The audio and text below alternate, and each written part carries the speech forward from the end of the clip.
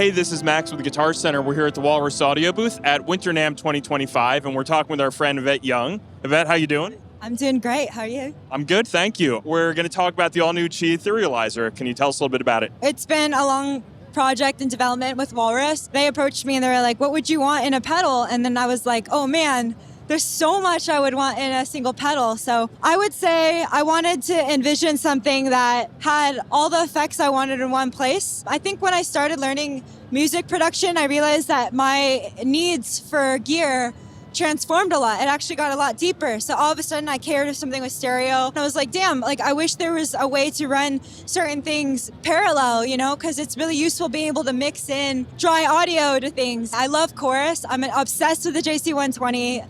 Love that amp, love sound of modulation. Wouldn't it be cool to have modulation, delay, and reverb and something that could like generate like beautiful ambience, but then be able to run that either series or parallel? And then I was like, also, wouldn't it be cool to be able to like abstract all of that? Because a lot of things I do in the studio now is I think, you know, we all go in ruts and we kind of just play the same thing all the time. And these days I've been feeling like to prevent myself from getting stale, I depend a lot on external inspiration. I want something that's going to take the control away from me and kind of just like start an idea for me, and then I can build off of that. I come from an art background, and I think a lot of times I compare starting something to like, you know, when you're starting a painting, the first stroke on that pristine white piece of paper is so daunting because you don't want to mess it up. And I think a lot of people experience paralysis and, you know, in their bedroom after work, they're like, oh shoot, like I want to write, but I'm so frustrated. I wanted to create something that was like an instant vibe machine, something that was just like instant mood, something that would just take the control away from you and just abstract everything you're doing. I was hoping that, you know, I can show us this later, but I was hoping that it would just generate pads and things that you can just jam over with yourself. You didn't ask for too much out of the Walrus team. I asked for probably too much, and they were like, we're gonna run out of DSP, but they killed it. They managed to fit so much in with the MDSP. It's the first pedal utilizing that too, which is, I think, I'm honored to be the guinea pig for that. I think the way it's laid out is really intuitive as well. I think a lot of times you look at a pedal with a lot of knobs and you're like, okay, yeah, no thanks. Not for me. But it's laid out so that every section is very separate. It's really 3 pedals in one, if you think of it that way. So simple. Okay, you give them the initial kind of spec sheet of what you're looking for. What was the back and forth like after that? How did it develop from there? We had one in-person meeting. I think that one was the most important because it was just to get the initial concept, right? I think sometimes a concept as abstract as this, it takes in-person finesse. I went in and I was like, yeah, the chorus isn't quite right. I want it to sound like, chorus can be so broad. You can have darker ones, you'd have sparkly JC 120, and I was like, I would like the latter. Emmett spent time developing that. And then the granular stuff, I brought in a bunch of effects that I use that inspire me, and I was just like, I'd like to kind of just pay tribute to some of these sounds if we can with the free sampler and the granular stuff, and they killed it. Yeah, and they've been doing a lot of that work the past few years anyway with Lore and Fable, so it's right in their wheelhouse. Totally. It was almost like they made every step of this pedal and now it was time to put it together. And then everything else is just back to back on Slack. As you said, you're not just a musician, but you are an artist, and it's a very striking pedal. Did you actually go in and design the art with them? Did you collaborate? Did you do it yourself? They let me design the cover of it. I went with a glowing person with like orbs surrounding the person because it's called the Qi, and Qi means life energy. I thought it was kind of just a cool way to convey energy emanating from someone, and that's kind of how I want you to feel when you play it, is like I want you to feel supercharged with like, you know, sonic inspiration. I remember we spent some time together about a year or so ago, and you had this big pedal board, and in the most inspiring way possible, like more pedals than anyone could want in a really cool sort of way. I imagine, you know, to the extent that you're looking for an inspiration machine, having some decisions made for you where it's contained in this one pedal is probably a little refreshing when you're in a studio environment. I wanted the workflow to be super easy. I know if you're met with too much resistance with your gear, you kind of just give up and you don't want to use it. So if I was on a desert island, what are all the effects I would want to play with? I want it to feel, yes, it's a pedal, but more so it's a toy, right? To kind of jumpstart your inspiration from. And these are all effects that immediately when I hear, I get really excited about. Okay, so as you said, it's kind of like 3 pedals in one. When you start demoing, if you could kind of just work through each of them independently and then reroute them, series, parallel, all that, kind of give a taste of what each offers. Yeah. Maybe we can start with like a basic chorus sound. I like chorus and delay, so I'll go ahead and show you a little bit of that series.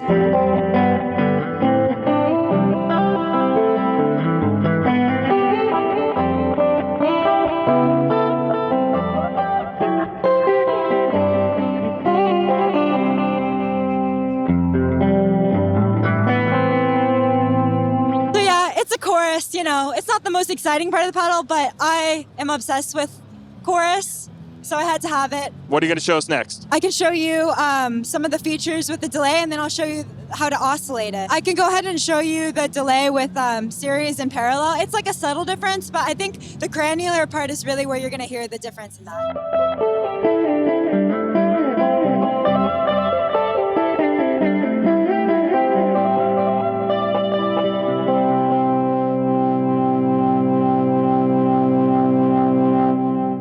I wanted an oscillation feature in the pedal because I wanted it to kind of be a way you can build up intensity and dynamics.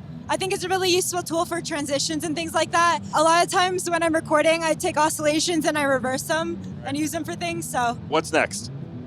I'm just going to do my favorite stuff next. I'm going to show you some granular stuff, which is a really funny environment to listen to this pedal, because it's like loud as hell. Yeah. But yeah. Not exactly ambient here. No way, but let's try to go to a place of peace right now. And yeah, I'll dial in some sounds.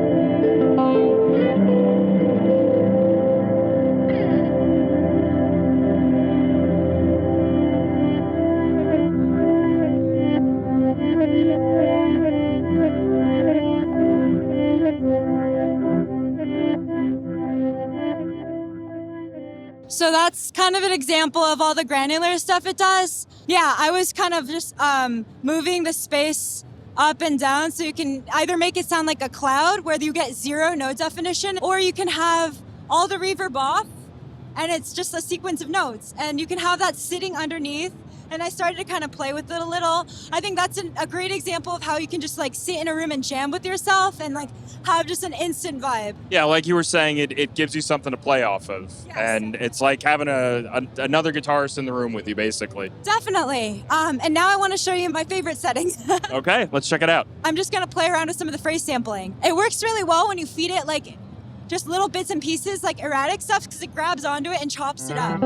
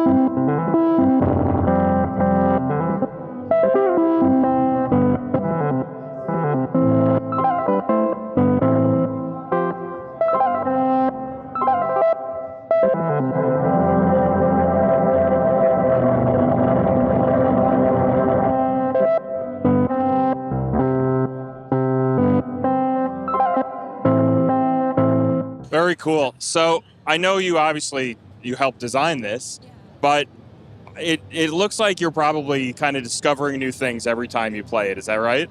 That's what I love about it, is I just love surrendering control these days. I think I spent so much time as this like guarded guitarist where I'm like, everything needs to be polished and perfect. And I realized that I have the most fun when I'm just playing with sound. I think at the core of my heart, me as an artist, I just like love different sounds and I love being surprised. I think that's why I play such angular music, because just love like not knowing what to expect. And this as a tool on stage, it's fun to add spontaneity to your set. As a tool in the bedroom, fun as a way to generate ideas for yourself, to self-soothe, to self-regulate. As a tool in the studio, so cool for like a springboard for inspiration and like ways to add little like blips and bloops to your already recorded parts to add a little bit of excitement. I'm going to release a bunch of music using this thing and I'm so excited. Very cool pedal. Congratulations on it. When do we all get to have as much fun playing with one at a local GC as you've been having for the past 10 minutes or so? They're already available for pre-order, but they're all going to ship in a couple of days. So like now. Well, Yvette, thank you so much. If you want to learn more and get your order in for the Walrus Audio Qi Etherealizer, head to guitarcenter.com and stay tuned to our YouTube channel for all the latest new from NAMM 2025.